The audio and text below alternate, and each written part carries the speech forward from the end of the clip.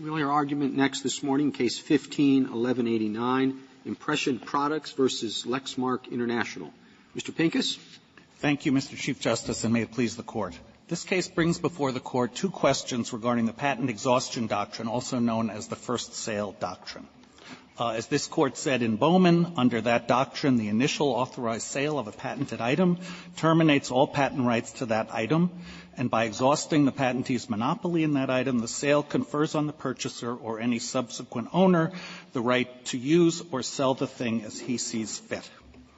That principle goes back, of course, to the 15th century. The common law refused to enforce restraints on alienations of chattels based on the fundamental insight that you own the goods that you buy and you should be able to do with them what you wish, and that clouds over title hurt the marketability of goods and injure commerce, and importantly in the patent context, allowing these downstream restrictions to be enforced would preempt secondary markets which check the patent owner's monopoly power.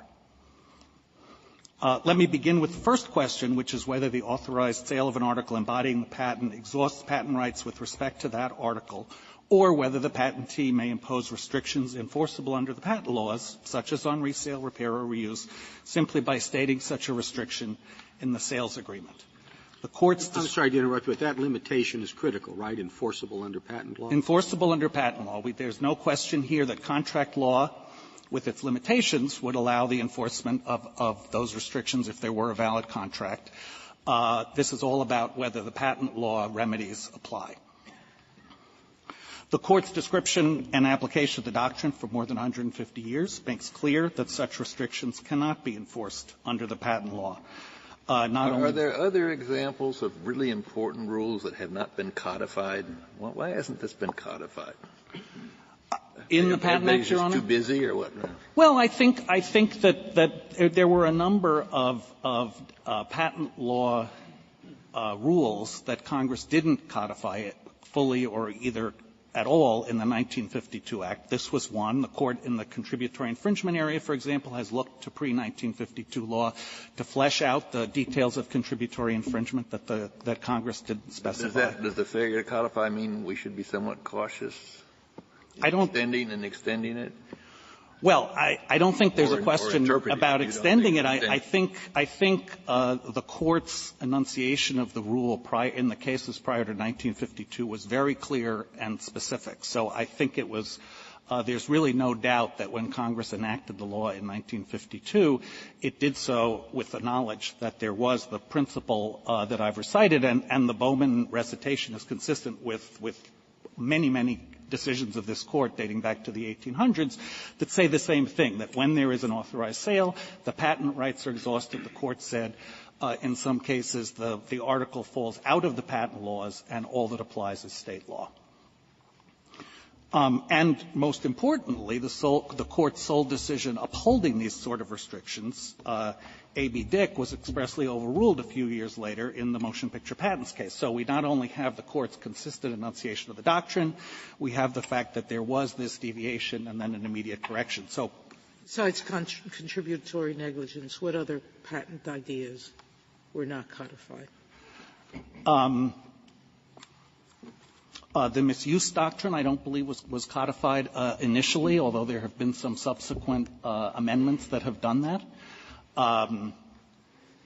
Other patent defenses, there were years, for example, as the government points out in its brief, between the late 1800s and 1952, there was no infringement wasn't explicitly referenced in the Patent Act, but everyone knew that the common law rules, the rules that have been developed under prior statutes, continued to apply, and that there was a remedy for infringement, and what its contours were specified by the Court's prior decision. So it's an area where there is a lot of the work has been done by adapting and incorporating these prior decisions. Well, the Federal Circuit's rule on this is 25 years old. Has it caused a lot of problems? Well, the Federal Circuit's rule is old, but it's been subject to dispute, both when this Court decided Quanta and then again when the Court decided Bowman. Most commentators, as we discussed in our briefs, and some lower courts, believed that the rule had been displaced.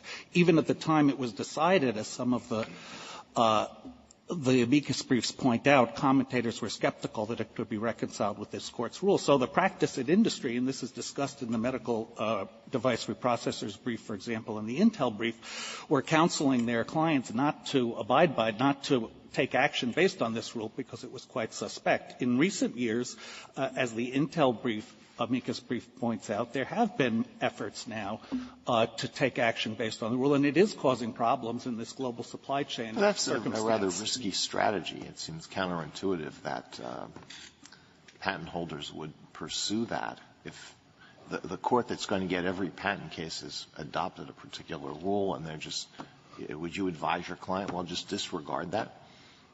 Well, I think what people were advising their clients was don't impose restrictions based on the idea that they can be enforced, because there's a good chance that they can't be enforced. So many restrictions were not being imposed. A few were.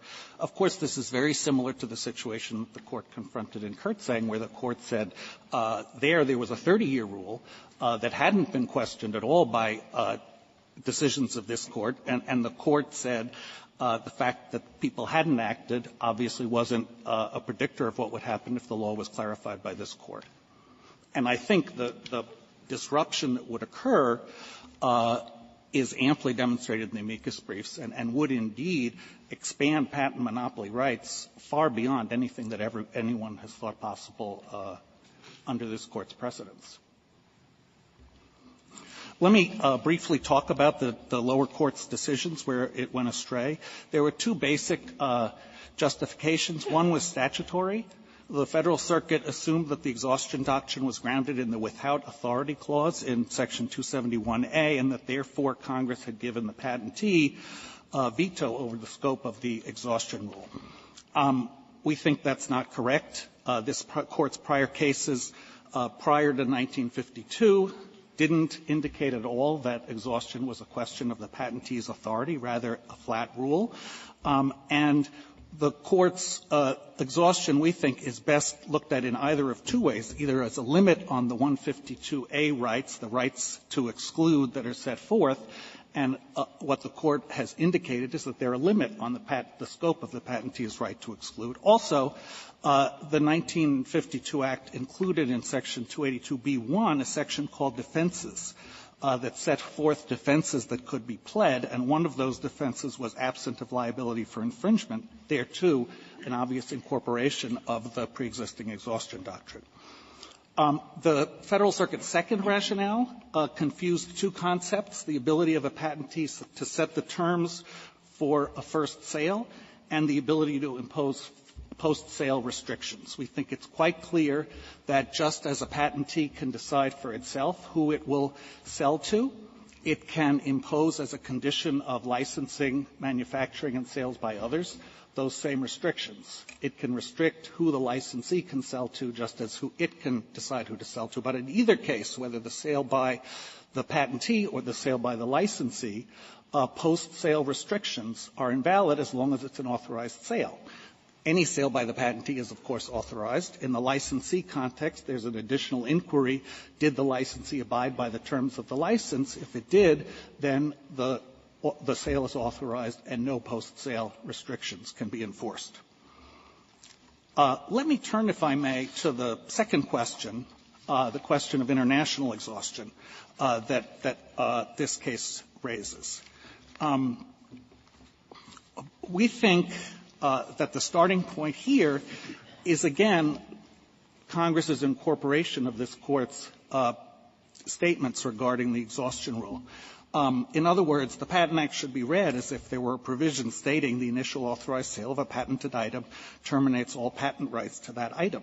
There's certainly nothing in the Patent Act that limits exhaustion to sales by U.S. patentees within the United States. It's somewhat surprising to me that none of the briefs in this case talk about our cases regarding extraterritoriality. In recent years, we've said that a statute does not apply outside the United States unless it says that it applies outside the United States. I don't see why that shouldn't be the same for a common law rule like the rule here. And if what's involved here is the application of U.S. patent law abroad, where is the clear statement that the exhaustion rule applies outside of the borders of the United States. I don't see where that can be found. Your Honor, I don't think this is a question of extraterritorial application any more than the issue in Kurtzang was a question of extraterritorial application of the Copyright Act. The question here is whether the patentee's acts outside the United States have an impact on its ability to enforce its rights within the United States. So that no one is saying that the sales outside the United States are governed by the U.S. patent law. They're obviously not, just as the sales outside the United States under the Copyright Act are not governed by the Copyright Act. But the question here is whether, if there is an authorized sale outside the United States authorized by the U.S. patentee, whether that should have the same exhaustion consequences as a sale within the United States. And we think the rationale of Kurtzang and the broad rule that the Court has enunciated dictate that the conclusion here should be yes, the same exhaustion rule should apply. In fact, it seems to us that the consequences that the Court pointed to in Kurtzang, not only do we have an enunciation of a non-geographic rule and the support of the common law non-geographic rule that the Court identified in Kurtzang, but the adverse consequences that the Court pointed to are even more dramatic here because of the fact that patented articles are often combined into other goods through a global supply chain. And as a number of the briefs talk about, just think about a situation where a phone is assembled in China with patented chips sold from Taiwan, a screen from China, and hundreds of other patented components from all over, all of the sales of those components consummated outside the United States. The consequence there would be that if that final phone is sold into the United States, all of the sellers, resellers, and users of that phone would be subject to patent infringement liability if the U.S. rights were not expressly licensed, U.S. rights for sale, not expressly licensed for just one patent in that huge agglomeration of patents that were embodied in that object. Same for a car assembled in Canada. The car example that the Court used in its opinion in Kurtzang applies equally here. An ignition from Germany, a brake system from the United States, everything sold and put together outside the United States, and then the car brought into the United States, a risk of patent liability. And here the risk is even greater because there's no fair use doctrine to moderate the application of the rule. Patent liability, as the Court knows, is a strict liability offense with no exceptions. And we have the additional problem in the patent context of patent assertion entities that the Court has referred to that are the argument the other side, which I think this is a more difficult part. I absolutely see your point. In both instances, whether you win or the other side wins, we're talking about something that happened where there was a lawsuit in the United States and there was a restriction that the patentee imposed. He said, anyone who buys my widget cannot resell it to Smith or Jones. Or anyone who buys my widget, if they resell it, has to put a big red sign on it. Some kind of restriction. If somebody fails to do that, so they sue likely in the United States, but in any case, they're suing under American law, right? Either way. Yes. Either way, they're suing under American law, and this person has violated the patent or he hasn't violated the American patent. And when we start talking abroad, you are quite right, I think, that Lord Cook and his great principle of no alienation on chattels is being laughed at. All right, that's your argument. But on the other side, they have just received money for that first sale under, let's say, a German patent. And they have not received any money on this American patent. So they say, well, how could you be subjecting us to a rule that that first sale exhausted our right to money under the American patent when we never received any money under the American patent? Now, so there's one thing one way and there's one important thing the other way. So how do you react? Well, my reaction is that in many of the contexts in which this issue arises, it's really not quite right that the U.S. First of all, just to be sure we're on the same stage, these are all sales that are authorized by the U.S. patentee. So at the end of the day, the U.S. patentee has control over whether or not all sales were authorized. In the one sale, it was sold in Bavaria under a German patent, And not only was it authorized by the American, but he said, I love it. And so what I want you to do is whenever you use it, you put a big red sign with my name on it. All right? There's a condition. And so the question here, I think what your question goes to is, do sales in foreign countries under different laws allow the U.S. patentee to recoup the value of his patent? No, I'm saying do sales under foreign laws in foreign countries. That's the question. Once there has been such a sale, does the patentee still have the right under his American patent to restrict the use of that widget, that particular widget, bought by the buyer in Bavaria? And our submission is no. I know your submission is no, and I'm just trying to get your answer to their argument and saying, whatever you think of the U.S., there's a big difference here. They haven't gotten any money back on that. And that's why I was talking about there whether or not they had gotten the argument on the other side, I think, is we haven't gotten the value we would get if we sold our product into the U.S. So there are a couple of answers to that. First of all, in the global supply chain context, which is where most of these situations arise, the fact is the sales may take place of the components in a particular country, but they're part of a huge supply chain that's flowing to produce finished goods that are then going to be distributed to a large number of companies. Companies that sell, that either license their patents or sell components into that supply chain know full well that this is a global chain and that they are not getting value that's country-specific. They're getting a value that is essentially the average of the value in all the places where the patent is going to be used, because that's what they should demand, because that's, in fact, the market into which they're selling. The end-use product is a different situation. There certainly are products, just as the books in Kurtzang, that are being sold into a particular market. And I think there are a couple of answers to that. One is, there are non-patent constraints, packaging, labeling, contract requirements that may ameliorate the ability of those products to be transshipped into the United States. B, there are lots of different things that go into whether or not someone gets how much value one gets. In the copyright context, for example, although the legal rules may be more even, the enforcement of copyright principles varies dramatically in different markets, as does the wealth in different markets, and that affects how things can be sold. And lastly, as the Court pointed out, so I think there are constraints that protect the U.S. patentee in being able to demand the value attributable to the U.S. patent. But lastly, as the Court said in Kurtzang, price discrimination may not necessarily be something that's guaranteed under the patent laws, at least as they're currently written. Congress could change that. Sorry. I've read and reread that argument that the patent holder is not receiving value for its German patent. But the value that you receive, I think, is in the embodiment of the patent.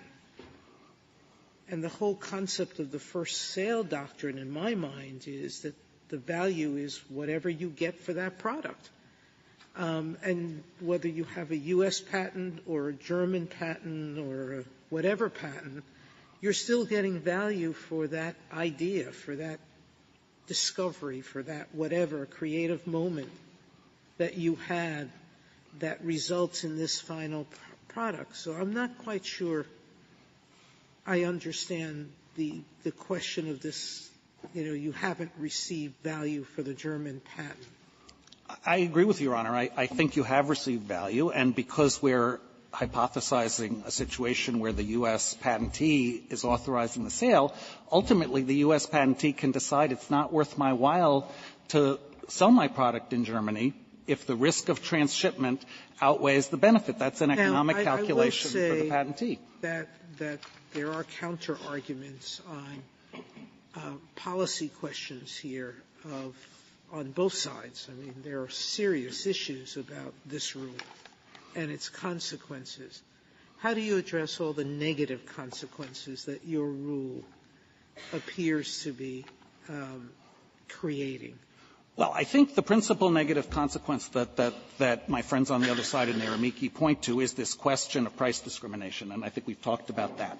Another issue that's raised in some of the briefs is safety, food, drugs, and medical devices. As the briefs discuss, the FDA has full authority to prevent imports under 21 U.S.C. 381 of devices and to regulate reuses of devices and drugs. So broad authority where there are those risks in the safety areas.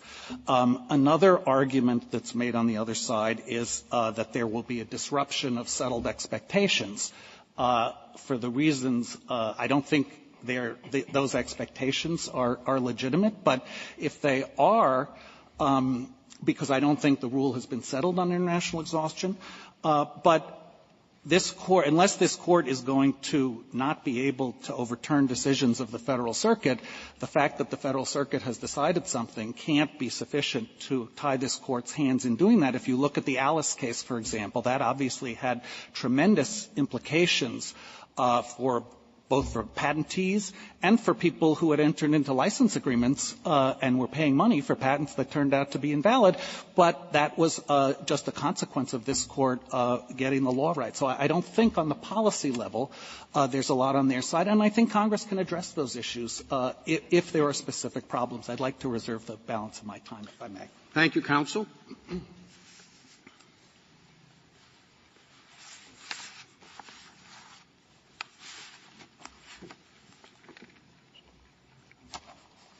Mr. Stewart.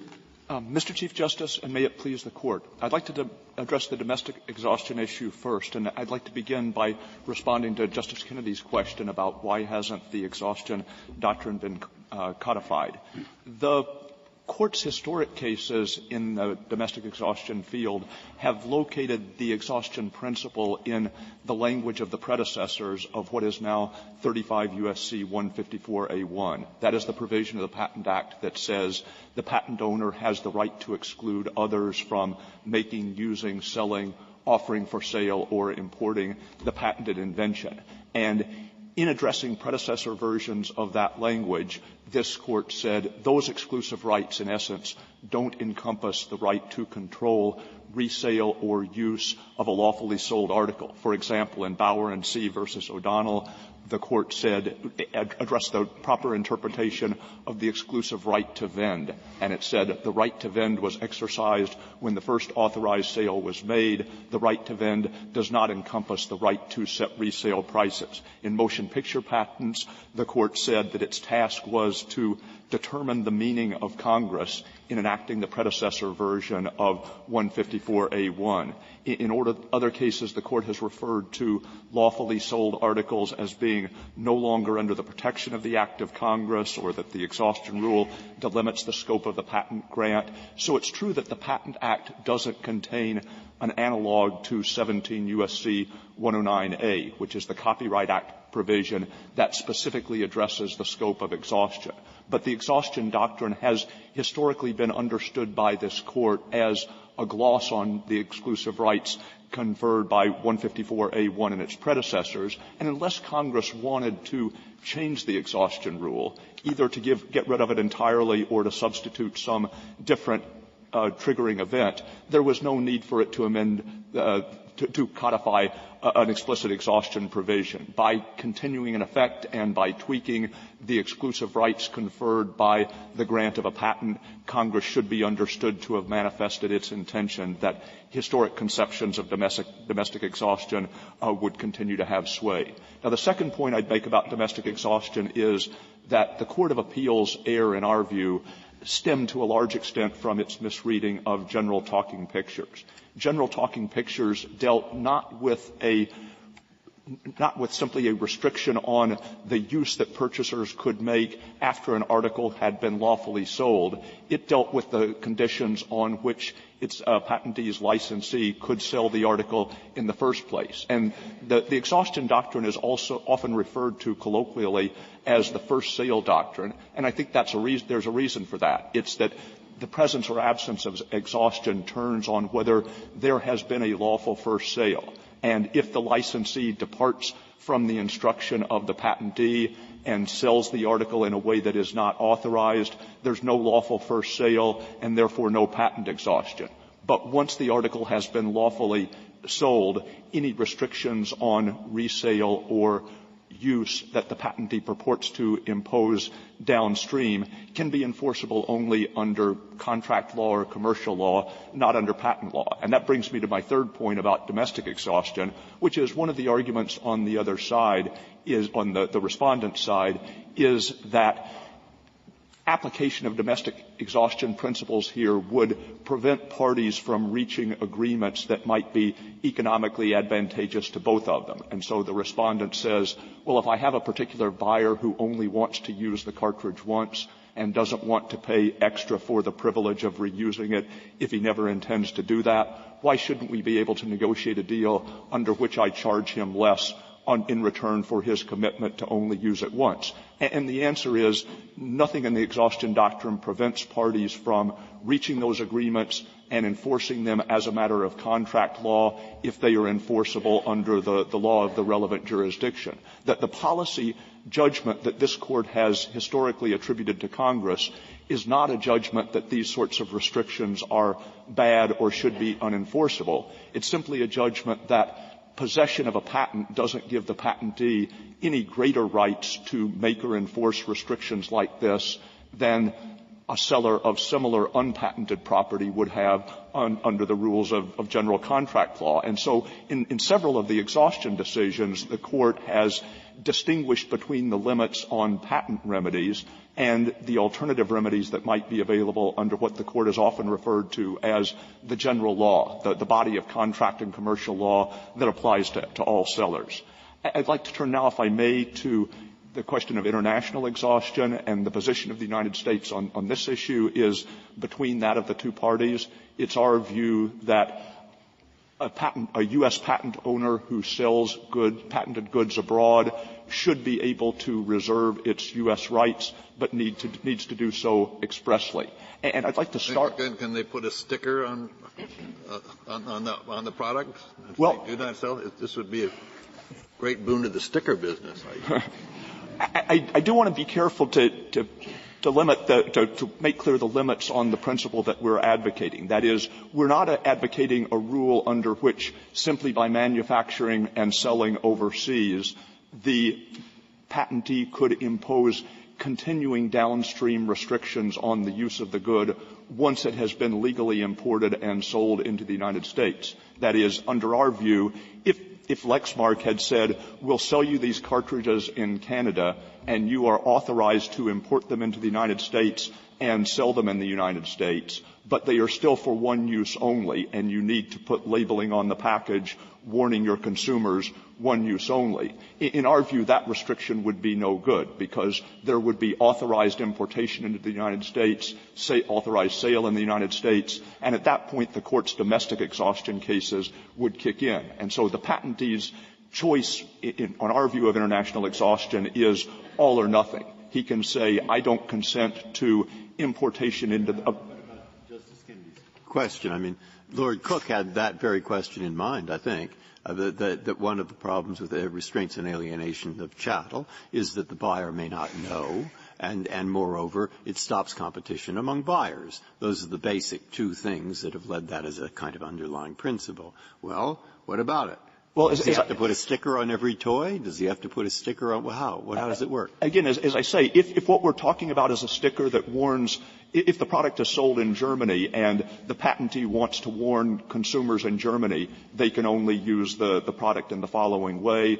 He can put the sticker on, and whether it's enforceable and if so by what means is a matter of So in other words, the answer is yes. Every widget has to have a sticker. No, the answer is, as a matter of U.S. law, the legality of the original act of importation will be governed, on our view, by whether the patentee has explicitly reserved its right to resist importation. I mean, you don't have to – I don't understand. Where does he reserve this right? It's a right that he wants to enforce against Joe Smith, the consumer, who bought from a German grocery store 14 patented and bouncing fountain pens. Okay? Now, that's who he wants to enforce it against. That person who comes back from Germany into the United States, and that person says, I do not know what you're talking about. You say, don't worry. There had to be an express reservation, so the question I thought was, where? Is it a sticker or not? Typically, I think it would be an express reservation in the sense of a ban on importation. And so the express reservation would be communicated to the buyer. You could additionally require that. Here, and how would it be communicated to the buyer?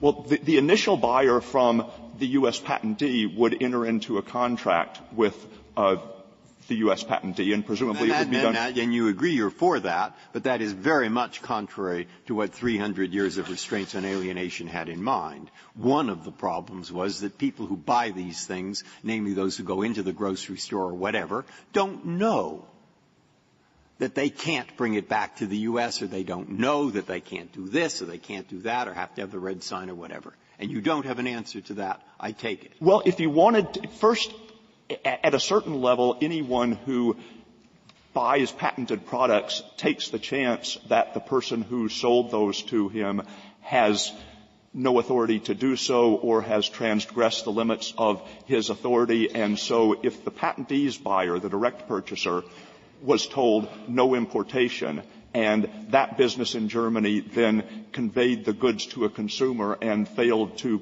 pass along to the consumer the restriction on importation, then that's not different in kind from the chance that the consumers take regularly that there is something wrong with the chain of patent title, that the initial authorization was not good. What is the basis for this compromise position? Is this just a balancing of the policy considerations on both sides? I mean, it's partly policy-based, but it has, to the extent that there has been a rule in the lower courts, this has been the rule for the last 100 years. Patentees have the capacity to reserve U.S. rights, but must do so expressly. Thank you, counsel. I'm sorry. Thank you. Mr. Trell?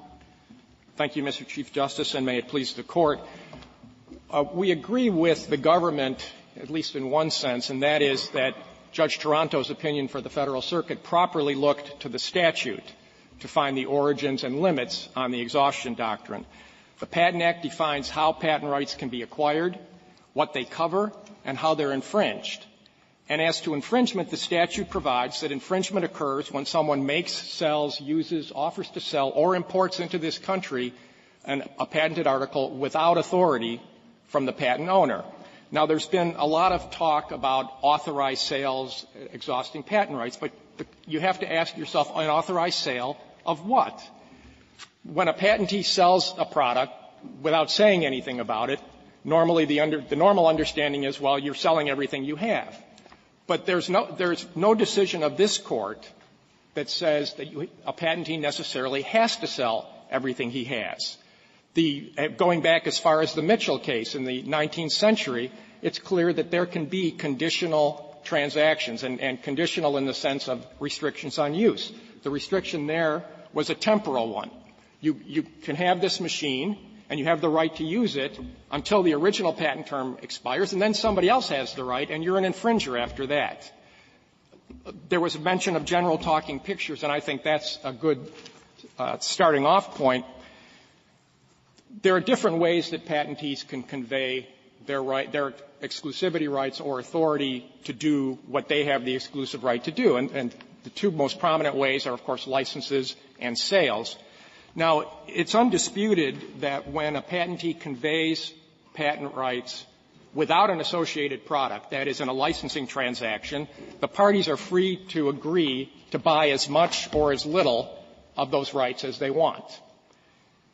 They can divide it up geographically. They can divide it up by field of use. That's general talking pictures. They can divide it up temporally. That's Mitchell.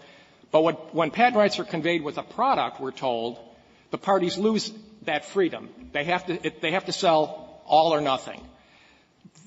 Now, the government adopts that position domestically, but not for foreign sales, and I'll turn to that in a moment. But I want to highlight why this matters at a policy level. Conditional or limited sales and licenses play an important role in furthering the Patent Act objectives of fostering innovation and disseminating innovations to the public. And a good starting point for that is in January, the Department of Justice and FTC issued new licensing guidelines. And those guidelines say this: field of use, territorial, and other limitations on intellectual property licenses may serve pro-competitive ends by allowing the licensor to exploit its property as efficiently and effectively as possible. Now, the amici give some examples of why this is so.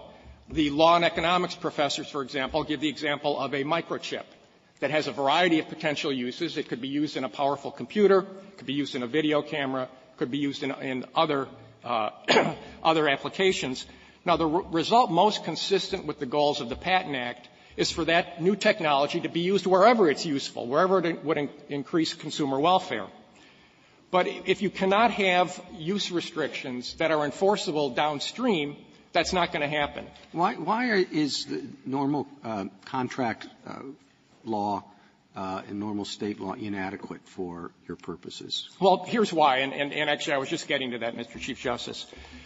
In the microchip example, if the logical or the economically rational outcome, if you can enforce these restrictions, is to sell at a price that makes sense for the video camera maker, at a higher price that'll make sense for the computer maker, because they're using more of the capabilities of the new technology.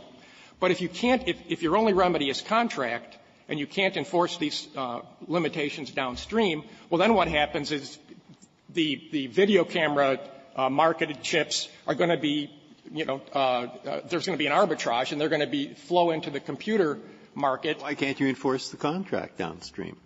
Well, because you don't have privity, Justice Breyer. That's why don't you require the person who sells it to just resell it with the requirement that they promise not to, whatever it is? Well, and that's in effect what happens here. But then you're talking about downstream, who knows how long. Sure, and one of the reasons practical. that it's hard to get away with that is the antitrust laws in the contract area. And another reason is because Lord Cook said 300 years ago, it's get into a lot of trouble when you start trying to restrict this buyer who's got the widget and he would like to use it as he wishes. Now, that's been a kind of basic legal principle for an awfully long time. Well, let me comment on that, because it's certainly true that that's what Lord Cook said in the 17th century.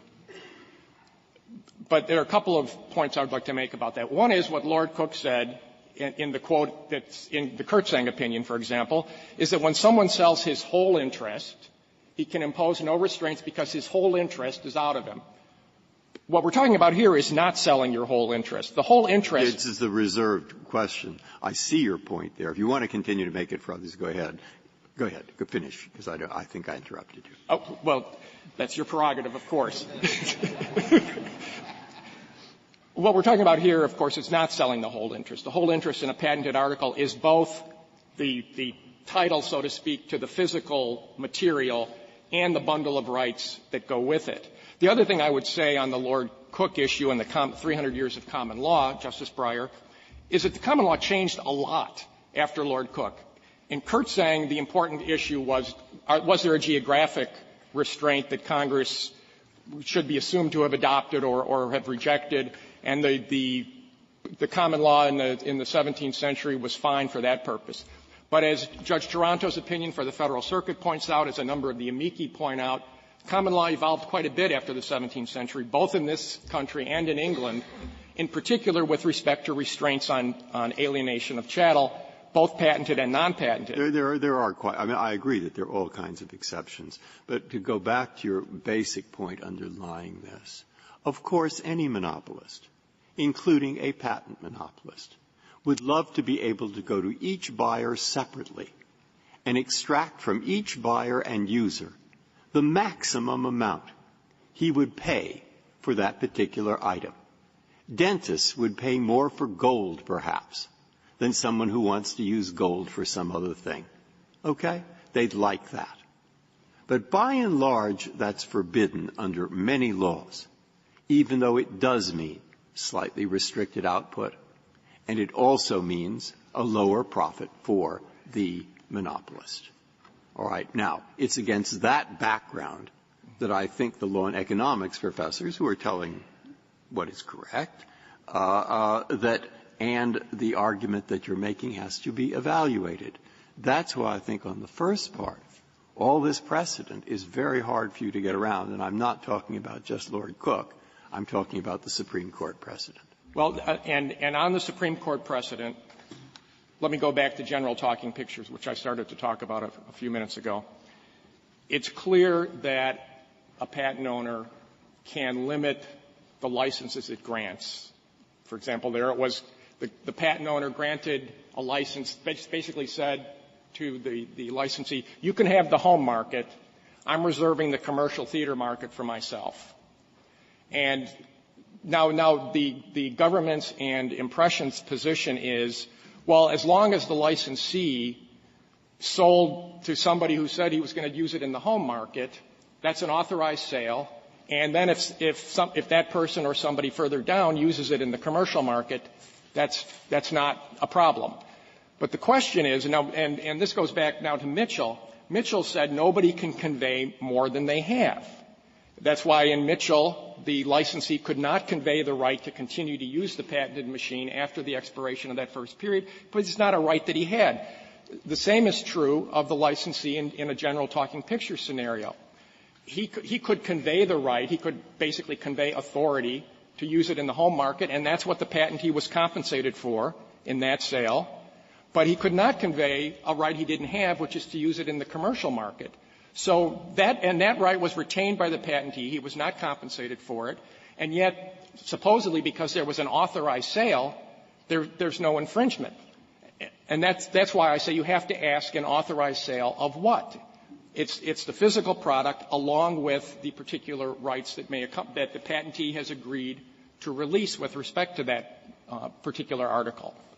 Now, there's a concern, and Justice Breyer, you expressed it, I think other members of the Court have expressed it, about sort of the unwitting consumer who doesn't know that they're buying a product that where perhaps some of this authority was withheld. That has actually nothing to do with exhaustion doctrine one way or the other.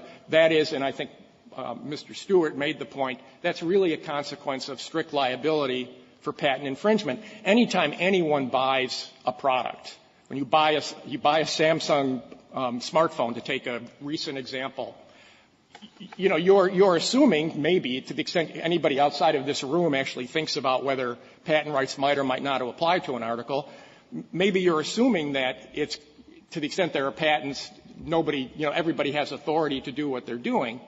But it's only an assumption. You have no reason to know that you are not infringing a patent, and frankly, I think most consumers don't care because those claims are not brought against consumers. And unlike the copyright area where there's at least the theoretical possibility of criminal liability, there's no counterpart under the Patent Act. So, and that's particularly true here, because here, somebody who gets a cartridge from Impression, a remanufactured Lexmark cartridge from Impression, has no reason to think it started with Lexmark.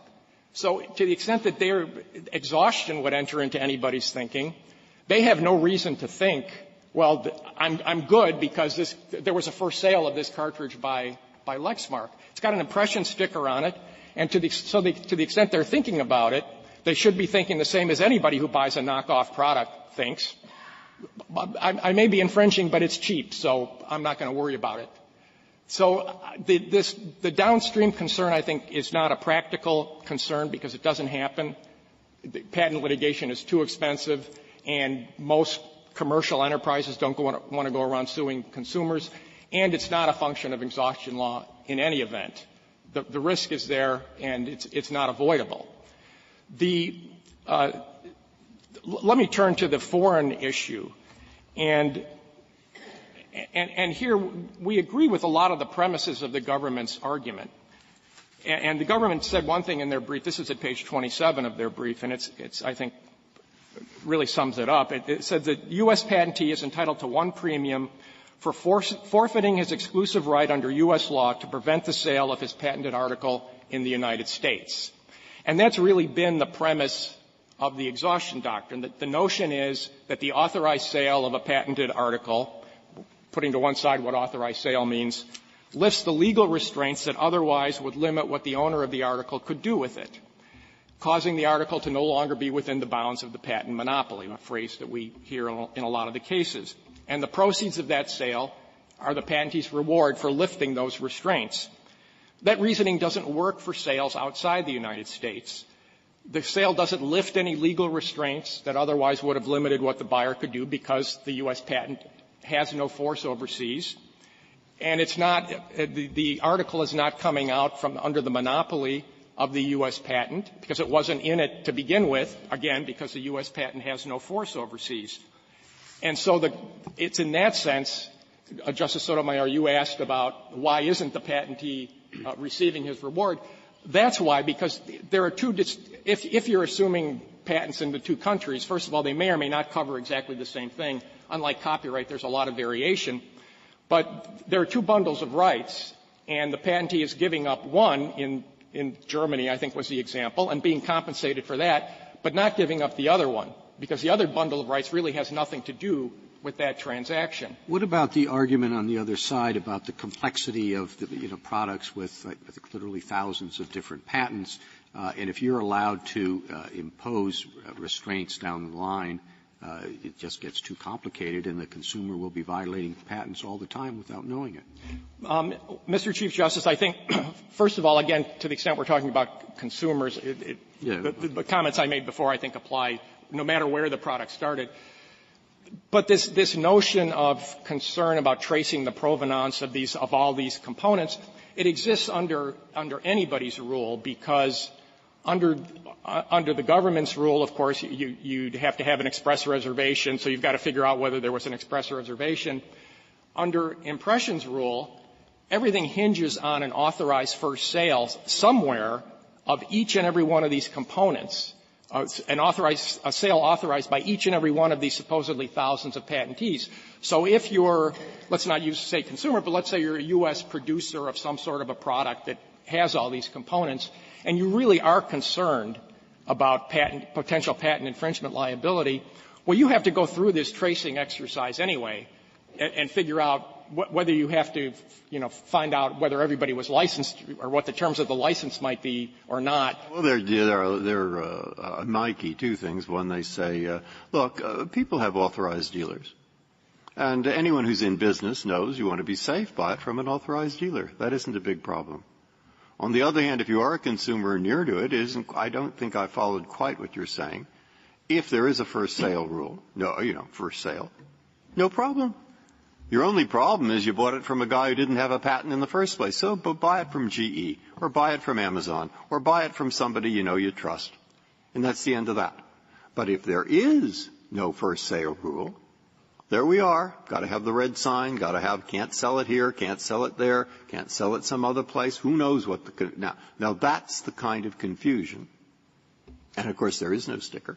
That's the kind of confusion that they're afraid of. Justice Breyer, I don't think that is the real problem. If you're buying from an authorized dealer, sure. I buy an Apple iPhone from an Apple store. What I know is, well, Apple's not going to sue me for infringing Apple's patents. And because I trust Apple, I trust that they've gotten authority from the thousands of other folks. But it's only an assumption. And so you may have some peace of mind, but to truly have certainty, you've got to do this tracing exercise anyway. And that actually brings up another point, and this is a point the government made, and this applies both to consumers and to commercial operators. Of course, there are a lot of protections against this concern about infringement liability.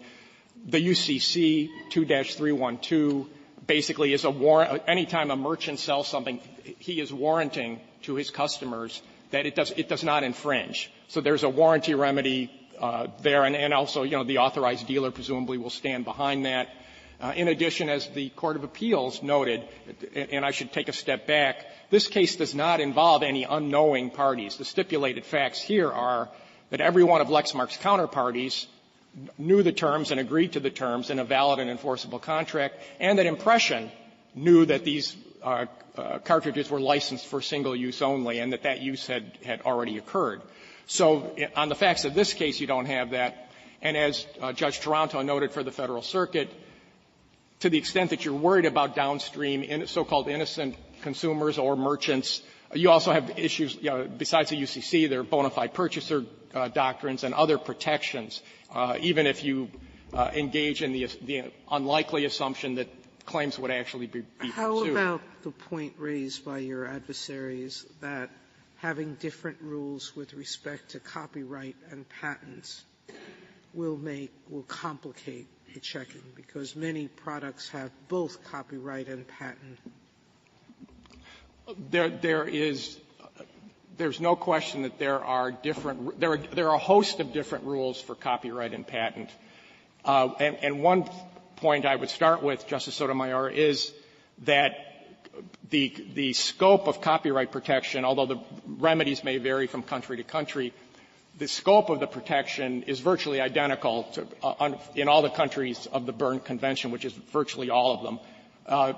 That is, you don't have to guess about what is or is not subject to the copyright. You know, patent protection is very different. There are inventions, software inventions, for example, can't be patented in some countries. They can in others. The scope of patent protection is very different from country to country. So there are already a host of differences. The duration, copyright duration is, well, I think it's 70 years plus after the death of the author, for example. Patent protection, of course, is much more limited in time. It's also easier to identify because you have examination requirements, these, registration requirements. You don't have any of that with copyright. So there already are a host of differences. And in the marketplace, they're dealt with in the same way. What we know from the amici on both sides here, particularly the ones with the global supply chains, Intel and SanDisk on the impression side, IBM and Qualcomm on our side, they get global licenses to protect themselves, their counterparties, consumers. That's the way it's done. It's done that way for copyright. It's done that way for patent. And I think IBM made this point particularly clear with respect to the international area. Qualcomm addressed both international and domestic. You would be upsetting settled expectations, particularly in the international area, if you adopt either impressions rule of automatic mandatory exhaustion that you can't even contract out of, or the government's rule that has the express exhaustion requirement. Because I think IBM put it, there are hundreds of thousands of contracts that have been entered into based on the Federal Circuit's ruling in Jazz Photo, which was unquestioned since 2001. And even Intel and SanDisk say, yes, our contracts reflect this. So I think this is a particular area to move cautiously, because what you're talking about here are, international trade matters where the impression rule would essentially put the United States, basically the United States would be saying unilaterally, blanket international exhaustion is great, let's do it.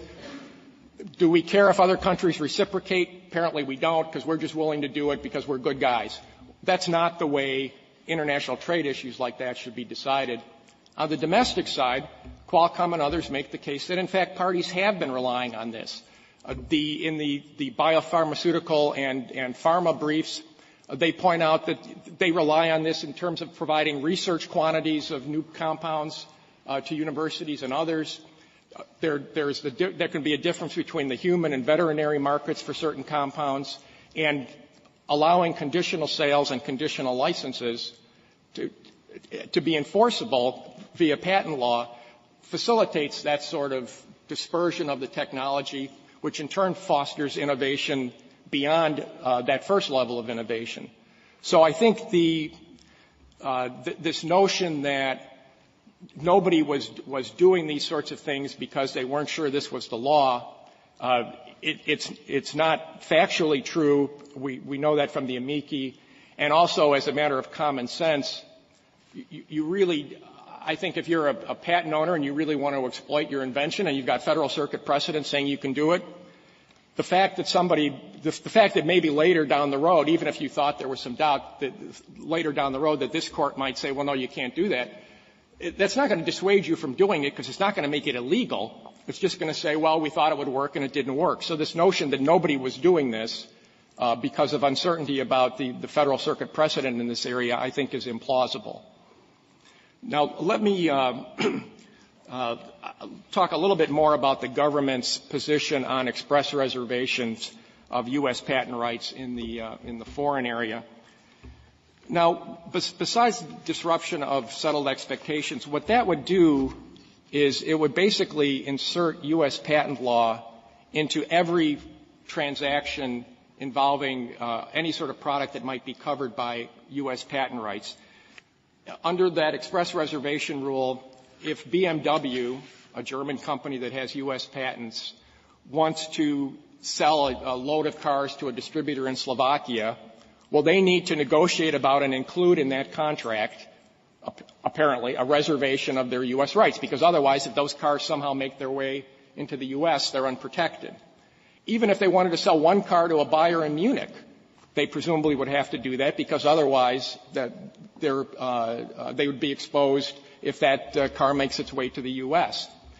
So there's no reason why U.S. patent law or U.S. patent rights should even enter into the thinking of parties who are entering into arrangements overseas with no intention or expectation that they're going to find their way to the U.S.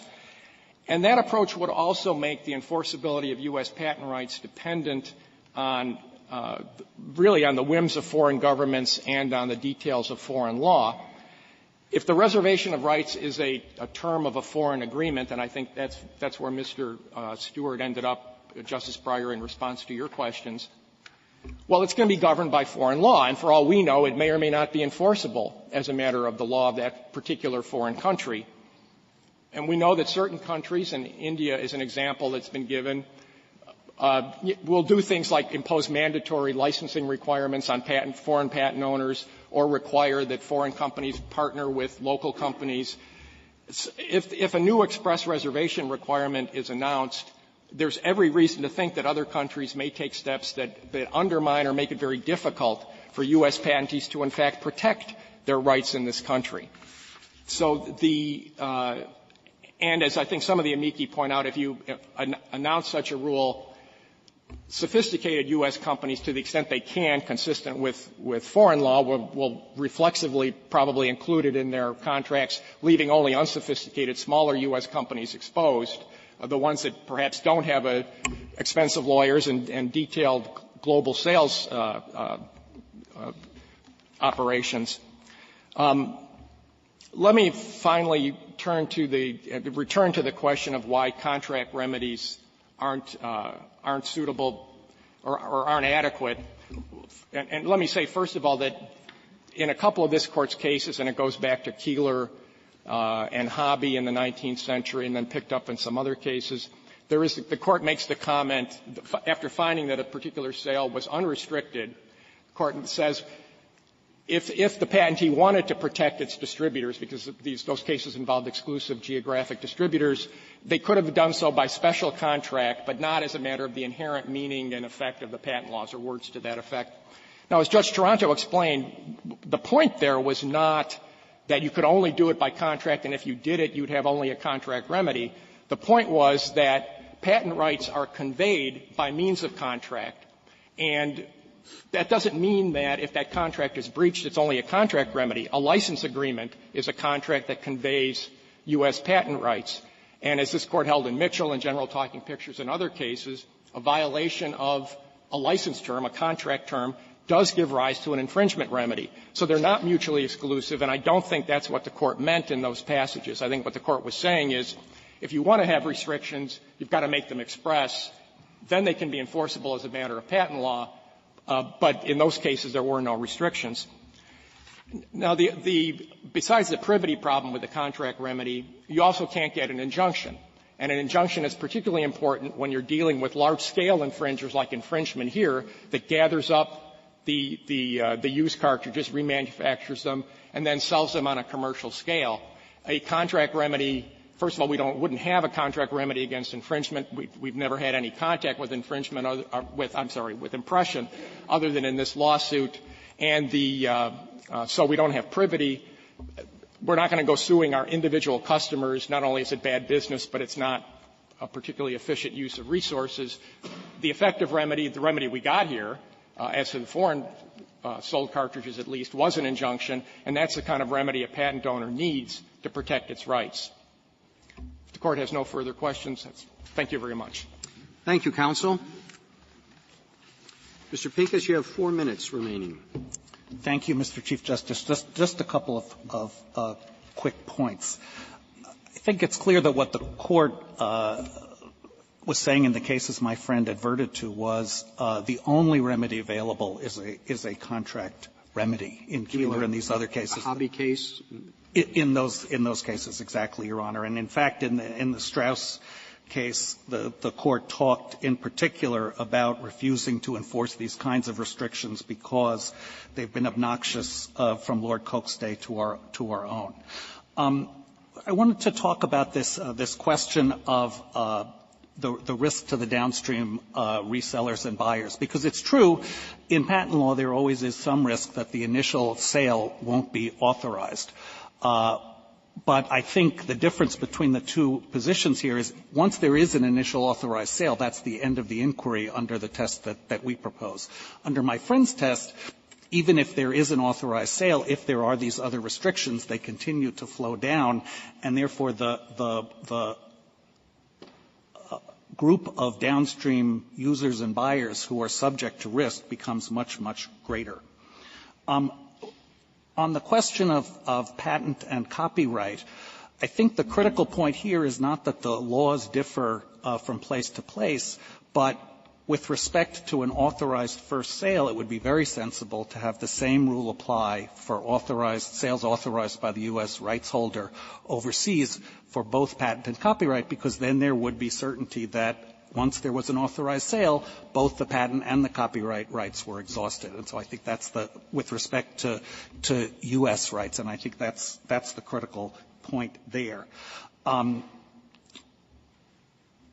And I think the other thing that's important to recognize in patents that is a difference is while Lexmark is a well-known company that has brand issues to contend with in terms of the suits it might bring against its customers and downstream users, the Court has recognized, as I said before, that in the patent context, unlike copyright, we do have patent assertion entities that are under no such constraint, and the Intel brief identifies a number of lawsuits that have been brought recently by those entities against downstream resellers and users under just this kind of theory, and that's the evil that we're worried about.